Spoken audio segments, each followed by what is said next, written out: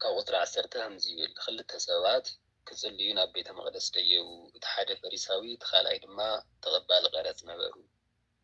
እቲ ፈሪሳዊ ደው ኢሉ ብልቡ እግዚአብሔር ከምቶም ካልኦት ከተርቲ ዓመጽቲ ዘመውቲ ሰባት ወይ ከም ዝተቀባሊ ቀረጽ ስለዘይኾንኩ መስግነካ ኣለኹ ኣብሶውን ክልተ ግዜ ክልተ መዓልቲ ጸውም ካብ ሁሉ ዘጥረኽዎውን ኣስራተ ውፅእ እናበለ ጸለየ እቲ ተቀባሊ ቀረጽ ግና ኣብ ርሑቕ ደው ኢሉ ዓይኑ ናብ ሰማይ ቁላሕ ከብል እኳይ እንታይ ደፈረ ኦ አምላኽ ንዓይን ኃጢአተኛ መሐረኒ እናበለ አፍ ልቡ ይወቅዕ ነበረ ካብቲ ፈሪሳዊ እቲ ተቀባሊ ቀረጽ ጸዲቁ ናብ ገዝኡ ከም ዝተመለሰ እብለኩም ኣለኹ ሁሉ ንባዕሉ ልዕል ዘብል ክዋረድ ሁሉ ንባዕሉ ዘትሕት ግና ልዕል ክብል እዩ ለቃሉ ናቃሉ በዓል ቤት እግዚአብሔር አምላኽ ስሙ ለኸበረ ተመስገነ ይሁን لملعلي لدلخو هاي لقال قصر عستر سلسة الركابيو تتغبى الغرز روحو أو روحو دويلو عين نسمع كل حكبل كوات انتي دفرة او أملاخنا عين حادياتنيا محارني ناويلا أفلبو يوكعنا برا او أملاخنا عين حادياتنيا محارني قالينا ملعلي نكبر زهير أملاك صلاتنا يقول زي ناي تمرتنا رأسي وانا علامه እግዚአብሔር አምላክ كل فلاتي ما أمره كل سلال خوانا كل نجار سلال فلت أبقد مع أملاك إن أقرأ صلوت أبقد مجزابهير إنه صح صلوت كل وانا لقبا نامن فسجلونا تايكوان إني هو لبليتنا وانا رأسي نتو زلال على كل مقنيات خلت أكلات لمن نزات أريد قيتنا مدحنينا يسوع كريستوس نتوم بصدقهم لعبوا يلونورو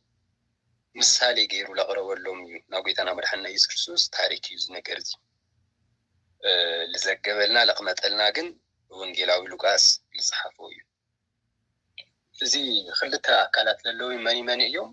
ሓደ ፈሪሳዊ ሓደ እንደገና ተቀባሊ ቀረጽ ወይ ቀራጺ ክልቲአቶም መንነቶም ለምፍላጥ መንት ይክሙችወና ፈሪሳውያን ልባሃሉ ብጽድቆም ለመጻደቁ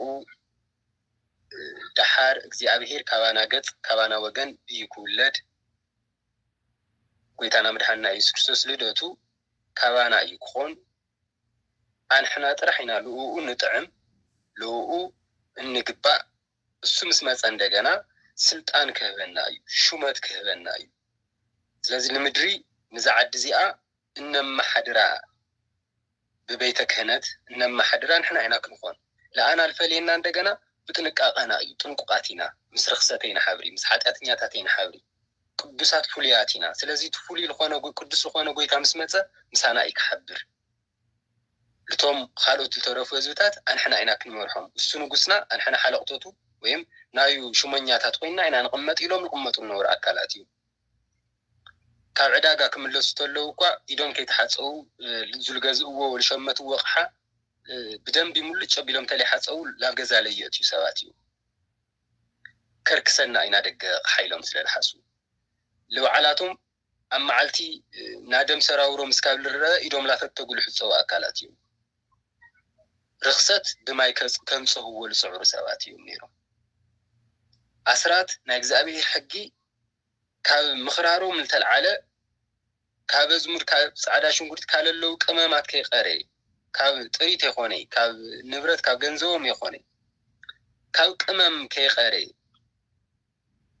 10 ፍረ ካለለው ቅመም ሓንቲ አፍረ ለቤተ እግዚአብሔር ላውሉ ለፎሊ አስራት ያላውሉ ለፎሊ አካላት እዩ ሰንበት ሕልፊ ለኹር አካላት በመخبار ስም ሕልፊ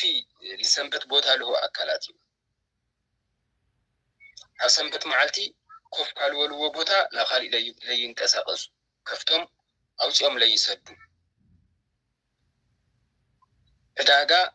ለይሽ ለይለዋወጡ አካላት ዓርብ ምሸት ለገዝኡ ወቕሓ ገንዘብ ክቡ ወይም ለሸጡ ወቕሓ ገንዘብ ክቅበሉ ታ ዓርብ ምሸት ካብ ዓርብ ምሸት 11 12 ሰዓት ለሎ ስለልኾነ ሰዓቶም ንቆጽርዎ ፀሐይ እንድሕር ዓሪዋቶም ገንዘብ ከይተቀበሉ ገዝኦም ንኸዱ እዩ ሰንበት በጽሓትና ለውላ አካላት እዩ ይገርመኩም ዋላክ ትሕዚ ዘመናዊ ዓለም ለ አይሁዳውያን ኮይኖም ኣብ እስራኤል ተቀመጥለለውቶም ዋና ተወለድቲ لا شاب عي فلور لو علو ኤሌቬተር ክትቀወም ተለው ሊፍት ክትቀወም ተለው ቁጥሪ 7 ይጻውጥ ይልባሃል አካላት እዩ 7 ቁጥሪ ይጻውጡ ወይ ሰንበት እያ ተባሂላ ባቶም ማለት እዩ እስካሁን ግዜ ለሰንበት ዓብይ ቦታ አለው እዩ ጸገሞም ታይ ልመጽለሎ ጽድቅ ምግባሮም ትእዛዝ ምኽባሮም ከይኾነ ብዙ ትእዛዝ እሱ ለኻሊስ ምንዓቆም ለዓሎም እንደገና ትዕቢት ምዕባዮም ኣብ ልቦም እግዚአብሔር ለከይፈትዎም ኮይኑ ሰንበት ከም ምኽባሮም ተልዓለ ጎይታ ሰንበት ከምለሎ እኳ ምርስዖም ልዕሊ ስርዓት ተቀመጠ ሰብ ፍቅር ምህላዩ ይፈለጡ ብዙሕ ግዜ አባናለ ፈሪሳው ልምምድ ንይና እዩ ለአብነት ታይ ልብል ስርዓት ተለይ ኮይኑ ከዚ ለምሳሌ ስርዓት ይከበር ሓደ ነገር እዩ ብስም ስርዓት ይከበር ሰብ እንድሕርና ዋድቕ ሰብ እንድሕርና እናሽወሉ ተኮይና ግን ስርዓት ተኽቢርና ሰብ ንዕቅና ንይና መን ይልኸብር ልዕሊ ስርዓት ሰብ ይልኸብር ስለዚህ ለተሰብ በፍቅር በትዕትና በግርህነት ክንሕዝላ ተገበአ بسم سرعات بسم جيجا ينول لتسب اندحرنا نأسوت خوينا أزي فريساوي جوري بحال سلز فريساويان بزمان قدي بصدقهم العبا يخوينهم تقانيهم اكزابيهر اندقنا لهم زي لبالا لبي تايولي كبرا يهدي اكزابيهر أغنم اكزابيهر تحت لبلد أنبي تايلخونا سب أيد اللي لعبا سب لما تعدق سب إني أخو بحال سب اكزابيهر يفوتي ስለዚህ ዚዮም ፈሪሳውያን ይባላሉ ቶም ኻላይ አካል ተጸውዑ ቀረጽት እንደገና ቀራጽ ልባሃል ግብር ልእኩ አካላት እዮም ዚዮም ና መንግስት ሰራሕተኛታት እዮም ኣብ ሽዑ ግዜ በህዝቢ ልጽልኡ ልነበሩ አካላት እዮም ካብ ዘማውያን ቀጽሎም ልጽውዑ ልክዓው ዝለት ፈሪሳው ክጽልተሎ ላውለ ነበረ ብልቡ ከምቶም ካልኦት ማለት ታይ ማለት እዩ ካብ ፈሪሳውያን ወጻኢ همتم خالوت سلالي جبر خني مسجن مالت وقبوا على بمنته فرعي يحبون يمالت همتم خالوت خطرتي عمستي زموت سوات كمتي وي همزي تقبل قرص سلازي خونقه مسجنك الله او قرصتي او زرزر خطرتي عمستي زموتي لصوعوا يوم مالت همزيوم سلالي جبر خني يمسجنك الله او قدم እግዚአብሔር ጸሎቱ ላይ ተቀበለሉ ምክንያት ልምታዩ ዘማዊ የኾንኺ በመዋለ ይኾነ ወይም ኸታሪክ አይኾንኺ በመዋለ ይኾነ ታዚአቶም በመፍላይ ይኾነ እግዚአብሔር ጸሎት ላይ ይቀበላሉ ምክንያቱ ታዩ ቶም ሰባት ሶም هم ኃጢአተኛታት ክፍርጆም ተሎ ለዓለ هم ጻድቅ ገይሉ ክቀርጽ ተሎ ግን አቅድም እግዚአብሔር ቃሊ ወይም አቅድም እግዚአብሔር ልናአሰ ክብሪ ለውሁ ኮይኑ እግዚአብሔር ጸሎቱ ላይ ተቀበሎ ቀሪ زموت لي مقوار صبغ تولو نجار جن لزماوين لنعق لبس لللو بلبو يهمزي الحاسي وهمزي الصلي لبهاللو سلازك زعبير عبيات نا لب عبيات زعبير يواردهم لتوم لبهم لا تحطون دجناك زعبير يشلمهم كبري هو تفريسا تو قرات جن تايلا بلنيرو لازم سروحهم تايلنا هنا جبر مكابيو جبر لكولو لمنجستيو ኣብ ሽዑ ግዜ ለዚኦም ክጽሉ ለገበሮም ሓደ ዓብይ ነገር ታዩ ኣብ ግብሪ ምእካብ ግዜ ግብሪ ለኩሉ ለለው ለቱ ናሮማ መንግስት እዩ እስራኤል ሽዑ ግዜ ኣብ ትሕቲ ቀኝ ግዛት ሮማውያን ስለነበረት ገንዘብና ሰብሲቦም ለጸላኢ ህብለው ኢሎም የምጸልዎም ነይሮ ስለዚ ከም ርኹሳት እዮም ንረአዩ ግብሪ ክእኩ ተለው ለሕልፊ ይቅበሉ እዮም ተባሂሎም ተለመደ ነገር ኣብ ገንዘብ ስራሕ ኩል ግዜ ፈተኑ حلفي جنزب مقبال بجنزب مجبربار ويم جبو مقبالي لازم جبو يقبل اليوم لا تبعله يصلوا نيرهم يقللوا نيرهم تو قرات الزجن صلوا تاي نيرا رحقي الكوفي رحقي الدويل لا تاب مقدس كوا قرب يدفري رحقي الدويل لبولا دلقت هايلو وأملاح ناي حاتاتنيا يقرب لنا زابير سمي خبري مسكن كاخلتي أتون من صديقه تمليسو أتي قراتي صديقه تمليسو أو قد مكزابير فوانا كالعلول دل هو نتويتها مثلكم حواتا هاتي ناتو فريساو جيغات هاينيرو ناتو قراتي بلج أخات هاينيرو تقراتي تاريخمو ناوعلو حاتيات ريو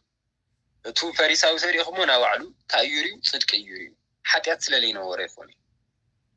مبا إكزابير صولوتو لي تقبلولو تمالي لسروحو حاتياتو رسعو لما عنت بالقورو لولو صدقو سلالتعبي أما أبصو من خلطة معالتي صوم كاللن كله أسرات يوصل إيلو تعبيو لك عفتن سومنات زين حاتيات جيرو هم لي فلت سب لوعلو قدوس جيرو كسلتلو بايزي اجيرو وانيو باندبت يخونتي بلبو እግዚአብሔርና ልብ ልፈልጥ ልምርምር አምላክ ስለሆነ ኣብ ልብና ልብዓልና ለሃብናዮ ቦታ እግዚአብሔር ወይ ከኽብረና ወይ ከሕስረና እንገብረሉ ስለዚህ ናቱ ፈሪሳዊ ዓብይ ጌጋታይ ነይሩ ናት ማለ ኃጢአቱ ምርሱ ናት ማለ ድኻሙ ምርሱ ሎማ ቅድሚ ሰብ ንጹሓት መሲሎም ቁንዓት መሲሎም ፍጹማን መሲሎም ልረአዩ ሰባት እግዚአብሔር ገበኖኦም ልሸፈነሎም እግዚአብሔር ኃጢአቶም ልሰርየሎም ይቅር ልበለሎም ለሓለፎም ልጸሮም እዮም እንበይ ኃጢአት ላይ ገወሩ ሰባት ይኾን ለአበሱ ሰባት የለው ሕልፍ ኢሎም ሎሚ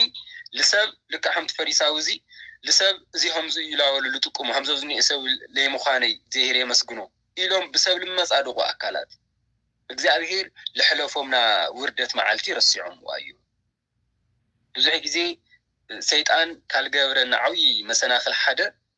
ኣብ ኃጢአት ካብ ምውዳቕና ብላዕሊ ሰይጣን ልገብሮ ዓብይ መሰናኽል ልነበረና ህይወት ክንርስዕ ምግባር እዩ ሰይጣን ካልፈታተነኩም ዓብይ ልኾነ ፈተና መሰናኽል ካለምፀልኩም ነገር ሓደ ትማልኩም ትርስዑ ምግባር እዩ ትማልና ነርስዕ ሎሚ ዘመርቲ ተኮይና ትማልና ነርስዕ ካበይ ሃም ልመፃና ንርስዖ ሎሚ ኣብ ክብሪ እግዚአብሔር ኮፍ ተቢልና ጸጋ ተብዚሕልና ብሹመት ብስልጣን በሃፍቲ بحدار بولد እግዚአብሔር ኣብ ልሾመና ኣብ ለቕመጠና ቦታ ሁሉ ትማልክ ሃበይ ፀዊዕ ሃም ልምጠና ንርስዕ ሞ ሽዑ ግዜ ምስ መን ንጻላ ምስ እግዚአብሔር ንጻላ ሎም ዓንት ልደለኽዎ ዋና ርእስቲ እዚ እዩ ቱ ፈሪሳዊ እዚ ትማል ነበረ ህይወት ተስተውስ ለእግዚአብሔር ግንን ኢሉ ሃም ተቀራጽ ታይክብ ነይሩ እግዚአብሔር አምላክ በኃጢአተይ ስለለይ ጥፋኻን የመስግነካ ካብሎ ማዓንት ስለለጽሐኻን የመስግነካ ይቅር ስለልበልኻን የመስግነካ እምበይታይ ክብለይም ተገበይ همزوزني حتى يصل لي قبر خاني مثلا كاكولي أي تقبوي لمنتاي سو قويني እግዚአብሔር ካብ خوف ክخللنا ተሎም በይ ብዙሙት ክወድቕ ለይኽእል ሰብ የለይ ሰው ኮይኑ ብግብሪ ለይሰሓሓት ፍጡር የለይ እግዚአብሔር ግን እንታይ ይገብር እግዚአብሔር ግን ይሕሊ እሞ እግዚአብሔር ይመስገን ዳንበይ ብዚ ታይ ይግባሪ بسرح خي مصادق وي بعل خبقات هم صنحخه هم لحلفخه هم لملط خمسيلخه تمصادق له يتخلي لهم يغزابير لغزابير كبر لغبا النبر لو على كوسدوتلو بغزابير عين كوديسن ስለዚህ እግዚአብሔር ትማሊ ካም ታውጪና ሆ ትማሊ ካም ተሕሊፍና ሆ ትማሊ ካበየና ህይወት አውጪና ሆ እዚ ምዝካር ተኺልና ቅድም እግዚአብሔር ዋጋ ለለና ያቅምሆ ካብዚኦም ሓደ ኣብነት ኮሆነና ለኹሉ ክልተ ቦታ ተልዒልና ታሪከይ ከጠቃልልየ ትምህርተይ ከጠቃልልየ ናመጀመርያ ቀራጽ ስለለልዕልና ለማቴዎስ ወንጌል ኮስዶኩም ማቴዎስ ናመጀመርያ ስርሑ ታይ ነይሩ ቀራጽነት ነይሩ ሽዑ ጊዜ hamዝለኩም ለኹ ዘማውያን ወይም ሴተኛ አዳሪ ልባል ብናይና ነጋግራ مسኦም ተሐዊሶም ልጽውዑ ቀረጽቲ እዮም ነይሩ ለሕፍር ስራሕ ለግልል ስራሕ ነይሩ ብሽዑ ጊዜ አፍቶ ና እስራኤላውያን ንወሩና ቀኝ ግዛት ንወሩ አፍቶ ኩነታት ስኾንካ መሕፈሪ ለዋርድ ለግልል ስራሕ እዮም ሰሩ ይተዋሂል ሕሰብ ባይ ካዚኦም መን ተጸዊዑ ወንጌላው ማቴዎስ ተጸዊዑ ከተማ ሐዋርያት ሓደ ቅዱስ ማቴዎስ ካብ ቀራጽነት ተጸውዐ እሱ ክጽዋዕተሎ ኣብ ገዙ ምሳሕ እንግዶት ገይሩ አውዙ ፈሪሳውያን ተአኪቦም ነይሮም ስለምንታይ ጎይታኹም ምስ ቀረጽቲ ኃጢአተኛታት ምግብ ልቅረብ ኢሎም ተገሪሞም ስለምንታይ ፈሪሳውያን አንተ ታይለኩም ምስ ኃጢአተኛታት ይሐውል ሰላም ይባሃል በሓደ ምግብ ማዕደ ይቅረቡ ኢዶም እኳ ተጸይፎም ሲከይት ሓጸው ወላ ገዝኦም ያአቲ ወይም ለምግብ ይቅረቡ ከርክሱና አይምቶም ሓጣን እዚኦም ኢሎም ስለልሐሱ ክርስቶስ ግን ምስሎም ኃጢአተኛታት ምግብ ማዕድላ ተቀረበሪዮም ተደኒቆም እዝማቱ ክመጽል ተባለ መሲህ ኮነ ይኽእል ታይሎም ሓሲቦም ማለት ይብሩሶም نا حاتياتنياتات حاتيات كوارثو እዩ السوق تايل مليسلهم لحاكم حمومات يوم لدليو أنا لتم حاتياتنياتات لا مسهاد أنبي لصادقان كصوع مصاخوي تاي مالتي صادقان اني اسخم صادقان يخم مالتي يخوني أنا صادق يللبل أنا مصاخوي حتى يللبل ግን لتو حاتياتنياس محرت كغبر نسها كب يقر كبل ግን ماصيه ስለዚህ ለሕሙም ልደልይዎ ለመንዮም ቶም ሕሙማን እዮም በዋኹም ዓይን እዚኣቶም ሕሙማን ትብልዎም እሳቶም ለኦም እየመጽ በዋኹም ዓይን ስኻትኩም ምንም የድልየናይ ንጹሃት ብቑዓት ኢና ትብሉ ላባኹም ይመጻኹ ለየድልዮም ኮይን ይኾነ እሳቶም ግን ለይደልይዎ ስለልኾኑ ስለዚህ ኣብ ቅድሚ ቅዱስ ማቴዎስ እዮም ከምዚ ኢሎም መምህርኩም مستقبلت قرصي حاتياتنياتاتي ስለምንታይ ይበልዕ ማቴዎስ 9:11 ኢየሱስ ነዚ ሰሚዑ ንሓኪም ሕሙማት እምበር ጥዑያት አይደልይዎም ምሕረት ዳ እምበር መስዋዕት ይኹንኩን ዝደሊ ዝብል እንታይ ምዃኑ ክድመርምሩ ፍለጡ ኣነ ንሓጣን ናብ ንስሓ ክጽውዕ እምበር ንጻድቃን ክጽውዕ ይመጻኹን በለዎም ባይካቶም ብሹዕ ጊዜ ሓጢአተኛታት ተባሂሎም ልሕሰቡ ቀረጽቲ ሓደ መን ነይሩ ማለት እዩ ርእሰ ድኒኖ ሰዓት እዚ ቅዱስ ማቴዎስ ነይሩ ክሕመተሉ ኣብ ቅድሚ ጎይቱ ኣብ ቅድሚ ኣኽባሪኡ ማዕዲ ኣብ ገዝኡ ገይሩ ግብዣ ፀዊዑ ዓዲሙ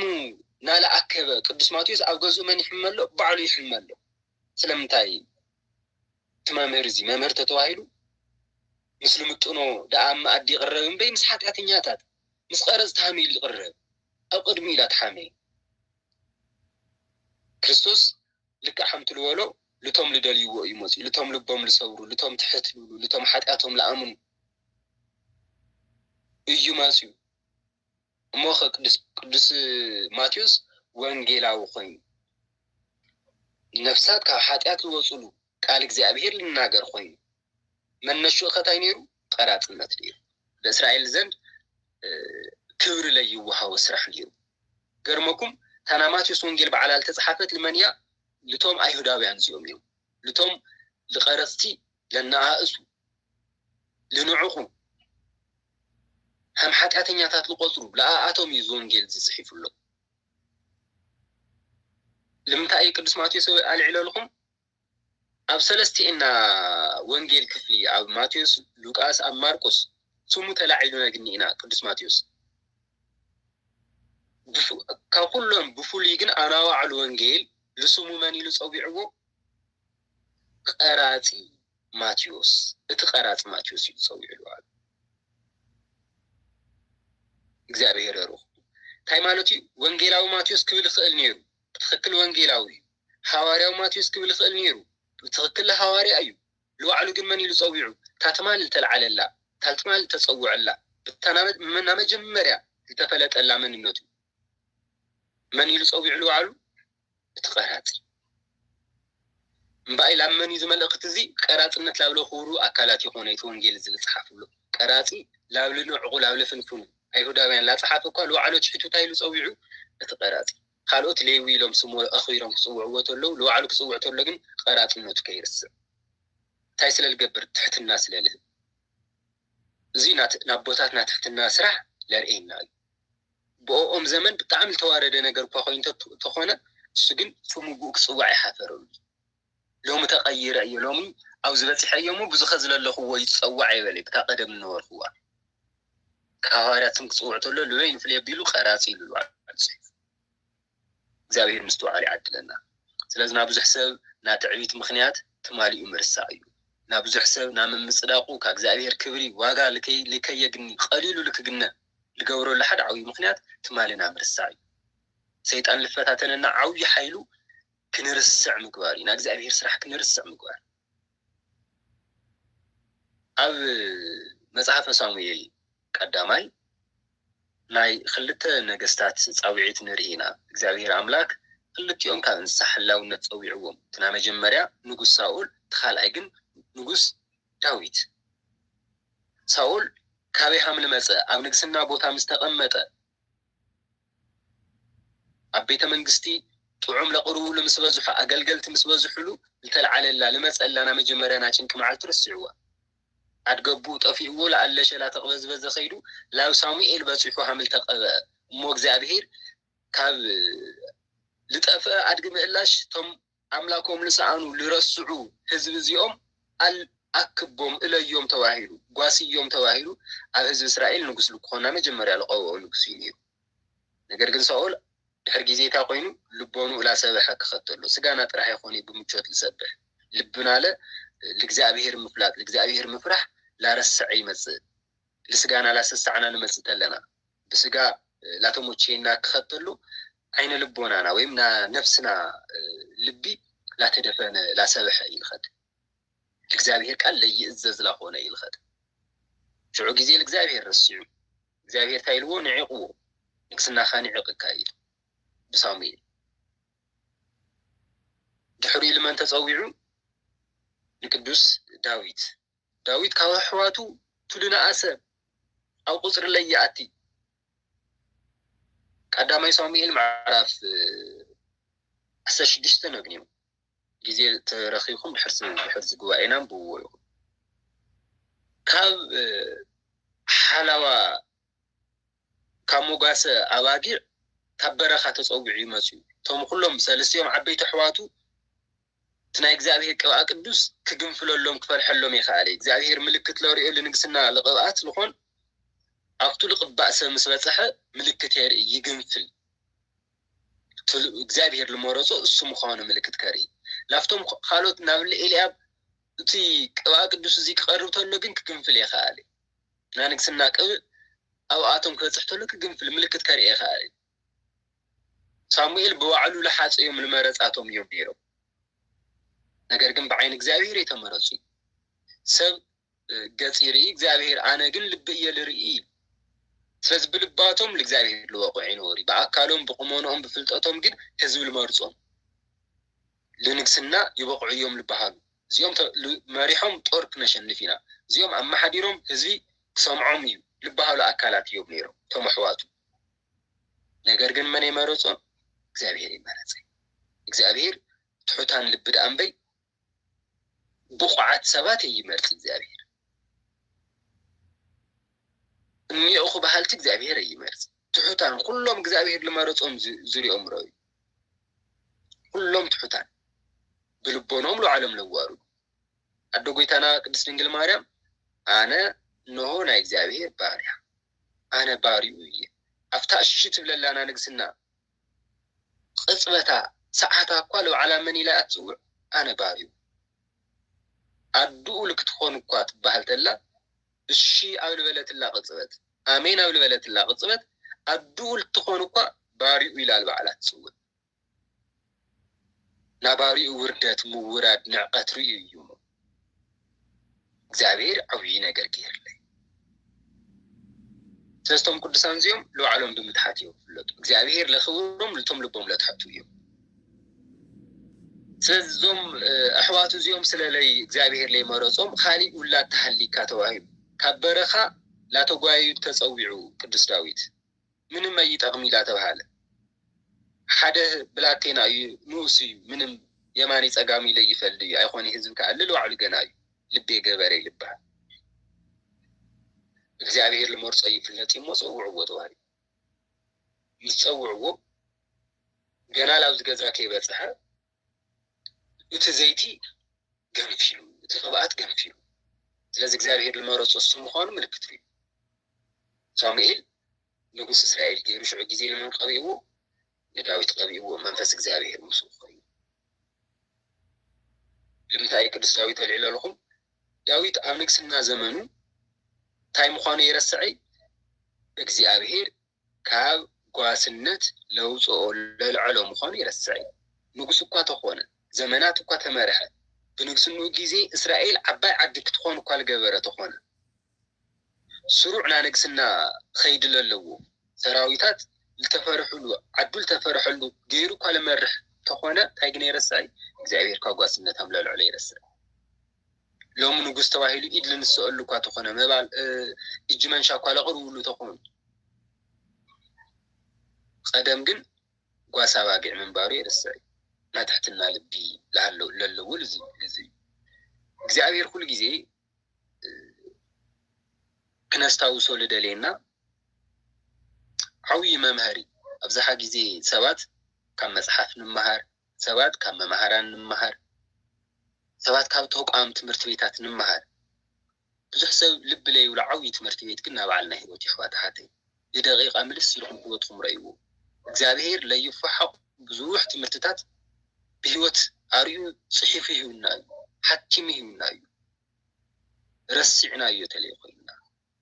እግዚአብሔር ዛዕለት እዚኣ ዛ መዓልቲ እዚኣ ይተሓልፊ ልበልናያ ናጭንቂ መዓልትታት እግዚአብሔር ኣሕሊፍዎን እግዚአብሔር ካሎሚ ተስፋ ይብለየልና ልበዓልና ደርቢና ብልነበርናሉ ግዜ እግዚአብሔር ዘኪሮ ልዒልና እዩ ዘመን ክንቆፅር ምስ ሰባት ክንሕወስ ደው ኢልና ሓደ መዓልቲ ብርሃን ክንርኢ ልገበረ እግዚአብሔር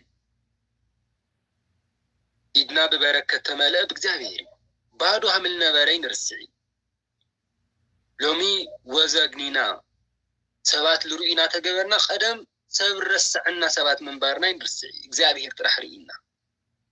እግዚአብሔር ሕሊፍና ቀደም ብጭንቀት ብሓዘን ብልብ ስብራት ጸልማት መዓልትታት ለሕለፍናሉ ነይሩ መን ግን ነይሩ እግዚአብሔር ነይሩ ሎሚ ካቱ